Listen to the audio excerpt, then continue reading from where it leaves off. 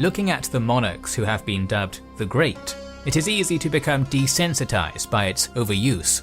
But one of the few ancient greats to truly deserve this lofty title was the founder and first King of Kings of the mighty Achaemenid Persian Empire, Cyrus II, otherwise known as Cyrus the Great. Welcome to our video covering the ascent to power of Cyrus and his actions that shaped the world in which we live. The sponsor of this video, Raid Shadow Legends, allows you to master hundreds of champions, millions of skill combinations and countless tactics to take on raid bosses, dungeon runs, campaign battles and PvP arena matches. Use our link below to download Raid to your mobile phone or PC. We mentioned bosses, and indeed bosses are the highlight of the game. One of the most challenging dungeon bosses out there is the Fire Knight, Fyro the Infamous. The best way to take Fyro's treasures? He's immune to debuffs and damage, so you'll need champions who can deliver multiple hits. For us, the best part of Raid is the variety, as anyone can find something to their liking, be it PvP, PvE, raiding, collecting champions and more. Raid's got many events this summer, as well as a load of new content. They've got a bunch of brand new champions coming out and a new rotation of the Doom Tower. If you want to get a huge head start in Raid, hit the link in the description or scan our QR code, and you'll get an epic hero, Chonoru, 200,000 silver, 1 XP boost, 1 energy refill and 1 ancient shard, so you can summon an awesome champion as soon as you get in game. All this treasure will be waiting for you here. Following the destruction of the Neo-Assyrian Empire in 612 BC, 4 powers dominated the region: Egypt, Lydia, Babylon and the Median Empire, whose territories stretched from eastern Iran to Cappadocia. One of its provinces was Persis, mountainous home to the subordinate kingdom of Anshan. Its rulers were the Achaemenid clan, said to be descended from an eponymous founder, Achaemenes. In myth, the Median prince Astyages had a prophetic dream that his pregnant daughter, Mandana, exuded water that would soon flood all Asia, so he wed her to one of these kings of Anshan, knowing that no son of a mere Persian would ever rule the great Median Empire. But he had another dream soon after, in which vines grew from Mandana's womb to engulf the entire world. Terrified, paranoid Astyages decided to kill her child when it was born. This boy, known as Kurosh by Old Persian pronunciation, but to us as Cyrus, came into the world at the royal palace of Ecbatana in 600 BC. Astyages immediately ordered one of his senior men, Harpagus, to take the baby, kill him, and dispose of the body far away. Harpagus said that he would do as ordered, and took the boy home. Unwilling to kill the child, but fearing Astyages' wrath, Harpagus ordered a shepherd, Mithridates, to do the deed for him. However, rather than killing the young Cyrus, Mithridates and his wife secretly raised him as their own son. Harpagus had no idea, and neither did Astyages. One day, Cyrus, then known in his secret existence as Agradates, was playing king and court with a few other boys, one of whom was the son of a Median magnate. As part of their game, King Cyrus ended up whipping the noble boy, who then subsequently complained to his father about the incident. The perpetrator was summoned to answer before Astyages, who quickly discerned that he was the boy Harpagus had been ordered to kill. Astyages feigned calm, explaining to Harpagus that he had often felt remorse for the order, and that his actions were actually to be celebrated with a feast. At Astyages' order, Harpagus sent his 13-year-old son to the palace, and then arrived later himself as a guest. During the feast, Astyages made Harpagus eat his own son, and although the courtier claimed, "Whatever you do, sire, is agreeable to me," he would forever bear a grudge. Meanwhile, Cyrus was spared, and even went on to become royal cupbearer, a position of considerable prestige. The young Persian also served as a royal envoy and advisor, becoming indispensable to Astyages. Cyrus also wed Casandana, a fellow Achaemenid and the love of his life. At the same time, Harpagus had been gathering the anti-Astyages nobles and befriending Cyrus. In 552 BC, they decided to act. The prince, who was now in his 40s, made his way back to his homeland and razed it in revolt. After winning an initial battle there and another on the border between Persia and Media, Cyrus and his allies crushed Astyages' army outside Pasargadae after Harpagus betrayed Astyages, taking Ecbatana soon thereafter. Almost immediately, Median governors in Hyrcania, Parthia and Bactria submitted as well. The Achaemenid Empire, which was at its beginning a collaboration between Persia and Media, was born. In the aftermath, Cyrus dutifully administered his newly won domain. His territories were divided into semi-autonomous provinces known as satrapies, and were governed by satraps, drawn initially from Persians and Medes alike. Overseers were sent to supervise these lesser rulers, and 10,000 of Cyrus's greatest warriors were instituted as the notorious spear-wielding immortals, whose ranks never went below that number. The King of Kings did all this under the cover of friendship treaties enacted with his powerful neighbours Babylon and Lydia. However, buoyed in confidence by a famously deceptive answer from the oracle at Delphi, Lydian King Croesus began mobilizing forces to assault this up-jumped Persian usurper. By 548 BC, likely informed by expertly employed spies as to the military buildup at the Halys River, Cyrus sent envoys to the Ionian Greeks, asking them to stay out of the upcoming war. However, cities loyal to Lydia refused outright, with the exception of Miletus. This decision among the Aegean Greeks would eventually, over half a century later, trigger the legendary Greco-Persian Wars of Salamis and Thermopylae. Crossing the Halys, and therefore the Achaemenid frontier by bridge in 547, Croesus and his large army approached Pteria and put it under siege. Hearing of the invasion at his capital of Ecbatana, Cyrus marched west to confront the Lydians, joined at multiple stages by loyal armies from the satrapies. The core of his force consisted of Persians and Medes, but there were also Hyrcanians, Sacae and many others. Pteria had already fallen, and its people sent to Lydia as slaves when the Achaemenid army, probably lesser in size than the Lydian one, arrived. Sure in his ability to defeat Cyrus, the Lydian king drew up for battle, but in the clash that lasted the full day, the Persian center smashed straight through and badly bloodied his army, leading Croesus to withdraw to Sardis. The Lydian king expected that winter would stop the hostilities, so he sent emissaries to the allied Babylon, Egypt and Sparta, calling on them to send armies in 5 months to assist him. Crucially, he also sent all his mercenaries away with similar orders. However, bucking the trend of warfare in this period, Cyrus pushed into Lydia and encamped in sight of Sardis. Croesus sent a formidable cavalry army out to face the Persians. Harpagus advised that their own cavalry be mounted on camels and form the vanguard in order to spook the Lydian horses. When the battle was joined, this maneuver succeeded, and Croesus, despite heavy losses, was able to retreat into the fortress of Sardis. Before the Persians encircled the city, Croesus managed to send out pleas for assistance now. However, after just a 14-day siege, one of the greatest Near Eastern capitals fell. After that one lightning campaign, Sardis and all of Asia Minor was now Achaemenid territory. Croesus himself was eventually spared and brought to advise Cyrus. The oracle was correct, but he had destroyed his own mighty empire rather than that of the Persians. Although expansion via conquest does not seem to have been a priority for the Persian king before the Lydian invasion of his territory, it is all but certain that he would have set out to dominate the region at some point.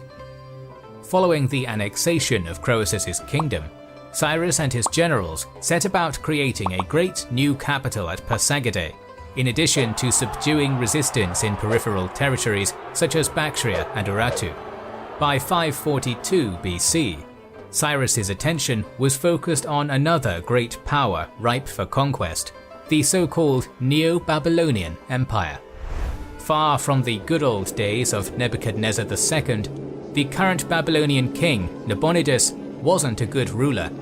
He diverted favor and funding away from Babylonian priests, neglected the common people, stopped renovation works on the city, and even cancelled the New Year's festival of the great god Marduk.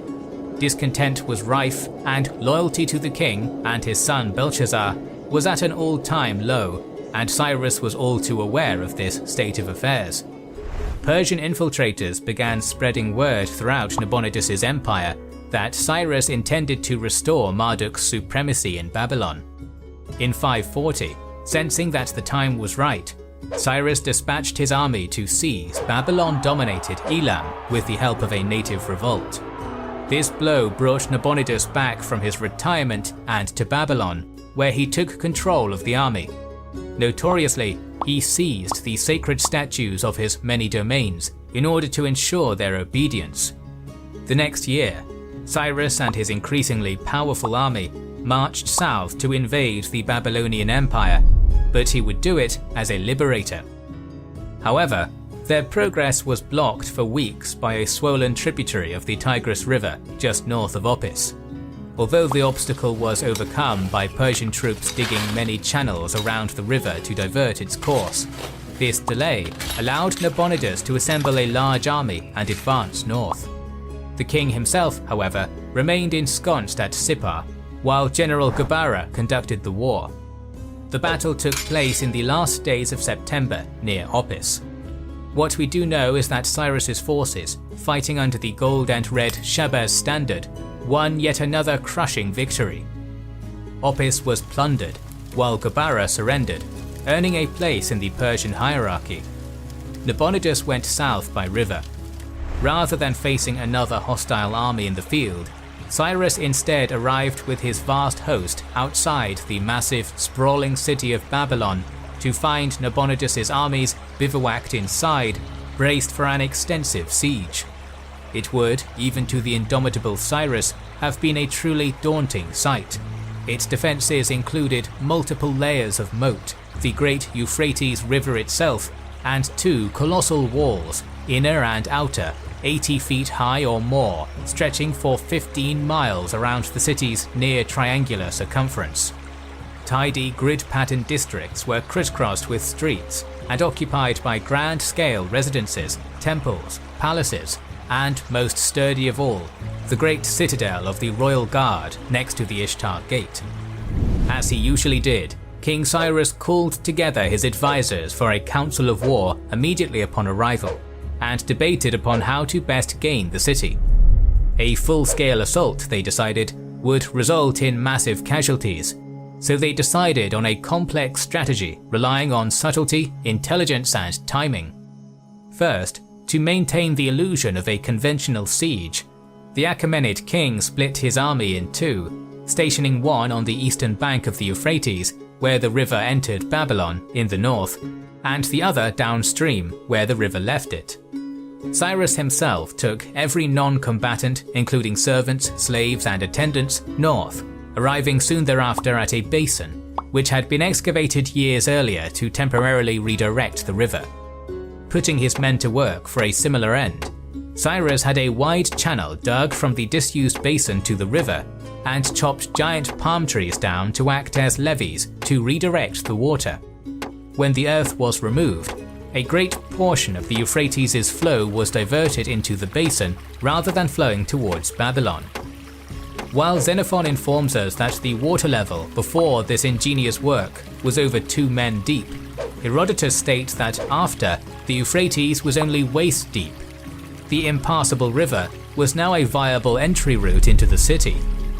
That very night, carefully timed because it marked the advent of a great festival of music, drinking, and revelry in Babylon, Cyrus had Gabara infiltrate the city via the diminished river, which the celebratory citizens or guards of Nabonidus' capital didn't seem to have noticed. The defenders, lulled into a false sense of security by their great strength of defense and enfeebled by drink, were unable to resist the Persian infiltration. By daybreak, Prince Belshazzar was dead, the gates were opened, and the city was under Achaemenid control. Nabonidus, who had actually been in nearby Borsippa, was surrendered to the Persian monarch, and then allowed to take a comfortable and by all accounts happy exile in Camanea. 2 weeks after he captured the city and dealt with all the necessary formalities, on October 26, 539, Cyrus entered Babylon to a rapturous welcome, restoring Marduk's priesthood to its elevated position and tending to the needs of the people. To further show his benevolence, the new ruler kept taxes to a minimum, completed several public works, and returned idols seized by Nabonidus. The verse account of Nabonidus sums up what the people, or at least the favoured priests, may have felt. They are like prisoners when the prisons are opened. Liberty is restored to those who were surrounded by oppression. All rejoice to look upon him as king.